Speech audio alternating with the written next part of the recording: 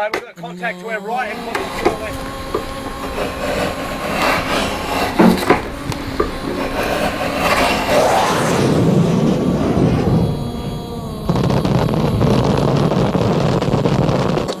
I did engage with a psychologist in Canberra. At the time I was doing some pretty sort of high stress work with Special Operations Command, and you know, it was all catching up with me, and I saw a psychologist and she said, "You know you've got PTSD, right?"